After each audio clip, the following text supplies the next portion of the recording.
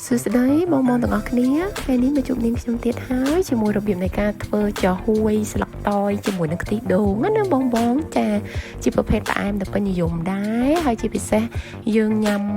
ដាក់ក្លាសេឲ្យត្រជាក់ណាអូនិយាយទៅគឺមកពីហត់អីបានត្រជាក់ផ្អែមពិតជាឆ្ងាញ់មែនតើចានេះណាមើលទៅទំនងមែនតើបងឈ្ងុយជាមួយនឹងក្លិនស្លឹកតយហើយនឹងខ្ទិះដូងយើងខ្លាំងណាចាអូខេឥឡូវមុននឹងចូលទៅកាន់វិធីធ្វើសូមបងកុំភ្លេចជួយ Subscribe YouTube Channel នាងខ្ញុំម្នាក់មួយផងណាដើម្បីទទួលបាននូវវីដេអូថ្មីអូខេឥឡូវយើងទៅមើលគ្រឿងផ្សំរបស់យើងទាំងអស់គ្នាដែលយើងត្រូវការមានដូចជាខ្ទិះចុងណាបងចាបន្តមកទៀតយើងត្រូវការខ្ទិះដើមចាហើយជាមួយនឹងទឹកស្លឹកតយណាបងទឹកហ្នឹងគឺយើងយកស្លឹកតយទៅលាយជាមួយទឹកឲ្យកិនហើយចម្រោះវាបែបនេះណាចាហើយបន្ទាប់មកទៀតយើងត្រូវការមានស្ករសជាមួយនឹងម្សៅចាហួយយើងផងដែរអូខេឥឡូវយើងទៅមើលពីវិធីធ្វើរបស់យើងទាំងអស់គ្នាចាដំបូងឡើយគឺយើងចាក់ទឹកស្លឹកតយ500មីលីលីត្រណាបងចូលទៅក្នុងឆ្នាំងយើងមកហើយនឹងខ្ញុំបន្ថែមជាមួយនឹងទឹកធម្មតាយើងខ្ទង់ប្រហែលជា2លីត្របន្ថែមទៀតណាចាហើយនេះខ្ញុំចាក់សារាយ30ក្រាមចូលពូសារាយហ្នឹង50ក្រាមសម្រាប់ទឹក5លីត្រណាប៉ុន្តែនាងខ្ញុំអត់ចង់ឲ្យវាទន់ពេកអញ្ចឹងនាងខ្ញុំប្រើតែទឹក4លីត្រកន្លះហេចាដល់ពេលអញ្ចឹងឥឡូវនេះខ្ញុំចាក់សារាយ30ក្រាមក្នុងទឹក2លីត្រកន្លះនេះជាមួយនឹងស្លឹកតយដែលយើងបានលាយមិញណាចាយើងកូរឲ្យសារាយយើងរលាយអស់អញ្ចឹងមកហើយបន្ទាប់មកទៀតគឺយើងបន្ថែមស្ករសបងដាក់តាមចំណូលចិត្តណាបើសិនមកបងចូលចិត្តផ្អែមឬក៏មិនសូវចូលចិត្តអីយើងបន្ថែមបន្ថយតាមនឹងទៅចាហើយយើងធ្វើការកូរស្ករសយើងហ្នឹងឲ្យរលាយល្អដែរចានិយាយទៅទាំងសារាយទាំងស្ករសឲ្យរលាយអស់មុននឹងយើងយកទៅដាំណាបងព្រោះបើសិនជាម្សៅនឹងអត់រលាយទេពេលដែលយើងយកទៅដាក់ដាំហ្នឹងគឺវានឹងនៅដុំណាចាឥឡូវដោយសារតែឆ្នាំងនាងខ្ញុំទូចពេកអញ្ចឹងនាងខ្ញុំចាក់ចូលឆ្នាំងធំទៅដើម្បីកុំឲ្យវាផ្លេចផ្លាច់ណាចាបន្ទាប់មកទៀតគឺយើងអាចយកមកដាក់ដាំនៅលើចង្ក្រានរបស់យើងបានបន្ទាប់ពីរលាយអស់ណាចាហើយបងបើកភ្លើងមកល្មមទៅបាច់តិចពេកទេព្រោះយើងធ្វើការកូរពីរហូតអញ្ចឹងដែរណាអញ្ចឹងវានឹងមិនអាចខ្លោចទេចាអញ្ចឹងយើងធ្វើការកូរអញ្ចឹងរហូតតើតាទឹកយើងនឹងបានពុះណាបងចាពុះបែបហ្នឹងទៅឲ្យវាឆ្អិនល្អ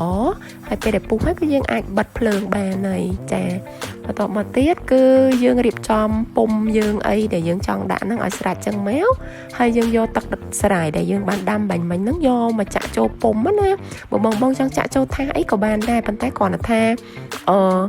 ចាក់ចូលពុំអញ្ចឹងវារាងស្អាតជាងអញ្ចឹងណាពេលដែលយើងដកចេញមកហើយសម្រាប់ទឹកដែលនៅសល់នេះខ្ញុំចាក់ចូលថាសណាបងចាអូខេបន្ទាប់មកទៀតយើងទុកឲ្យវាត្រជាក់ម្លែកទៅឥឡូវយើងមកលាយខាងខ្ទិះដូងម្ដងនឹងខ្ញុំចាក់ខ្ទិះដើម500មីលីលីត្រចូលជាមួយនឹងខ្ទិះចុង1លីត្រណាបងចាហើយបន្ទាប់មកទៀតហ្នឹងគឺយើងបន្ថែមទឹក500មីលីលីត្រទៀតដើម្បីឲ្យគ្រប់បាន2លីត្រណាបងចាហើយបន្ទាប់មកទៀតយើងធ្វើការចាក់ម្សៅសារាយយើងនឹងចូលម្សៅសារាយដល់20ក្រាមមិញហ្នឹងណាបងចាជាមួយនឹងស្ករសយើងចូលផងដែរដើម្បីឲ្យវារសជាតិឡមបន្តិចណាសម្រាប់ខ្ទិះខាងលើហ្នឹងយើងអត់ត្រូវការផ្អែមដូចសារាយខាងក្រោមទេចាបន្តមកទៀតយើងធ្វើការកូរច្របល់វាដូចគ្នាជាមួយនឹងទឹកស្លឹកតយមិញដែរនិយាយទៅយើងកូរវាឲ្យវារលាយល្អមុននឹងយើងយកទៅដាំណាបងចាហើយយើងធ្វើការបើកភ្លើងមកល្មមដែរអត់តិចទេមកខ្លាំងដែរណាចាហើយយើងធ្វើការកូរវាឲ្យជាប់ដៃអញ្ចឹងមកកូររហូតតតាទឹកខ្ទិះយើងនឹងបានពុះណាបងដើម្បីឲ្យវាឆ្អិនបានល្អចាពុះបើយើងអាចបិទភ្លើងហ្គាសយើងបានហើយចាអូខេបន្ទាប់ពីទឹកខ្ទិះយើងបានរួចរាល់ហើយយើងត្រឡប់ទៅមើលសារាយរបស់យើងថាសារាយយើងនឹងបានរៀងរឹងបន្តិចនៅណាចាតែកុំឲ្យទន់ពេកបងចានេះប៉ុណ្នេះគឺល្មមយើងចាក់ទៅវាអាចចេញជា2ស្រទាប់ណាបើសិនជាសារាយយើងរៀងនៅទន់ជាងហ្នឹងពេលដែលយើងចាក់ទៅខ្ទិះជាមួយសារាយគឺចូលគ្នាតែម្ដងតែបើរឹងពេកវាអត់ជាប់គ្នាបងអញ្ចឹងប៉ុណ្្នឹងខ្ញុំបង្ហាញមិញហ្នឹងគឺបានហើយចាហើយយើងធ្វើការស្រូបខ្ទិះយើងពីលើបែបហ្នឹងមក